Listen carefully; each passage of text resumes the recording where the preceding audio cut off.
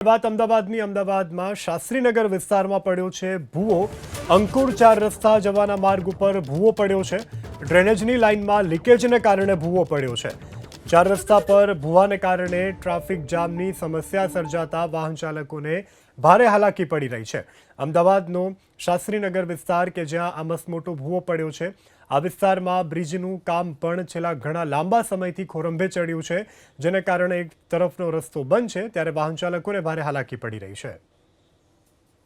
અમદાવાદ શહેરમાં ચોમાસાના સમયે રોડ તૂટ્યા બાદ ડ્રેનેજની લાઈનો છે તે લીકેજ થઈ અને તેમાં ભંગાણ થવાની પરિસ્થિતિ સામે આવી રહી છે. હાલ મેં છે અમદાવાદના શાસ્ત્રીનગર વિસ્તારમાં, જ્યાં આગળ 5 થી 6 દિવસ પહેલાં રોડ તૂટવાની ઘટના બની હતી અને તે બાદ કોર્પોરેશનની ટીમ તરફથી તપાસ કરતા ડ્રેનેજની લાઈન છે તેમાં ભંગાણ સર્જાયેલું હતું, જેને કોર્પોરેશને વધુ નુકસાની થાય તેની પહેલાં આ કામગીરી છે તે પૂર્ણ કરી છે. જે દુકાનદાર છે અહીંયાના તે આપણી સાથે છે, તેમની સાથે વાત કરશું અને તેમના તરફથી કરવામાં આવેલ ફરિયાદ કયા પ્રકારની હતી અને શું પરિસ્થિતિ હતી વાત તેમની સાથે કરીશું. અચ્છા, તમારા તરફથી રજૂઆત કરાઈ હતી, શું થયું હતું અને કામગીરી કયા પ્રકારે કરવામાં આવી? એકચ્યુઅલી સર 4-5-6 મહિના પહેલાંની વાત છે. 4-5-6 મહિના પહેલાં તમે જોઈ શકો કે જે આ ખાડો છે ત્યાં આ મેઇન રોડ છે. મેઇન રોડ લગભગ 4-5-6 ઇંચ દબાઈ ગયો હતો. તો જે ઓનલાઈન ફરિયાદ હોય છે, જે મેં ઓનલાઈન ફરિયાદ કરી હતી, જે કોર્પોરેશન તરફથી તાત્કાલિક નિવારણ બી એમનું લાવેલ, એ લોકો આવેલ અને એને એના ઉપર થોડું માલ નાખી અને સીધું કર્યું.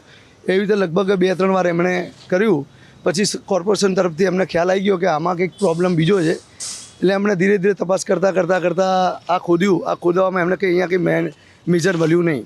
મેજર મળ્યું ભાઈ એ ધીમે ધીમે એમને જે અધિકારીઓ હતા એમને ખ્યાલ આવી ગયો કે આમાં અહીંયા કંઈ ડ્રેનેજની જે લાઈન જે જાય છે, આ જે તમે જોઈ શકો પાછળ, એ લોકો એ ખોદી અને એ જે ચેમ્બર જે કહેવાય એ લગભગ અમારા રેસ્ટોરન્ટ સાહેબ 30 વર્ષ જેવું થયું. તો લગભગ મારા ખ્યાલથી આ 30 વર્ષ પહેલાંની વાત છે જે ચેમ્બર બની હતી.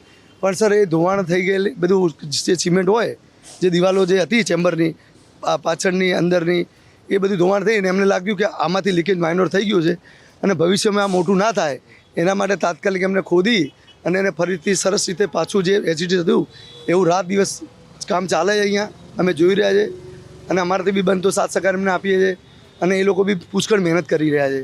અને અમને લાગતું હતું 15-20 દિવસ થશે, પણ બહુ 4-5 દિવસ એક અઠવાડિયામાં સારી કામગીરી કરી છે. ધન્યવાદ છે એમનો બધાનો કે સરસ બધાનો રોડ પાછો જેવો હતો એવો થઈ જશે અને આવનારા સમયમાં કોઈ મોટી જાનહાની ના થાય એમનું બહુ તકેદારી રાખી છે સાહેબ.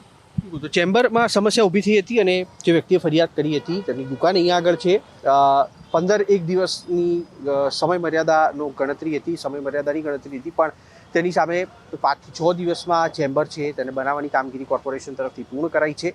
આ કામગીરી સંપૂર્ણ રીતે પૂર્ણ કરાયા બાદ અહીંયાનો જે માર્ગ છે તે ફરી એક વખત ખુલ્લો મૂકવામાં આવશે. તેની પહેલાં અત્યારે અહીંયા આગળ જે બેરિકેડ કરવામાં આવ્યું છે એટલા માટે, કારણ કે કોઈ પણ વાહન ચાલક છે તે આ કામગીરીની વચ્ચે આવી અને તેને કોઈ નુકસાની ન થાય તેના માટે થઈને આ માર્ગ છે તેને અત્યારે બંધ કરીને બેરિકેડ ત્યાં આગળ કરવામાં આવેલું છે, જે આગામી દિવસોમાં કોર્પોરેશન તરફથી આ ચેમ્બરની કામગીરી સંપૂર્ણ રીતે પૂર્ણ થયા બાદ પુનઃ કાર્યરત કરાશે. કેમેરામેન નનેશ ગોરિયા સાથે કુશાંક સોની, ABP અસ્મિતા.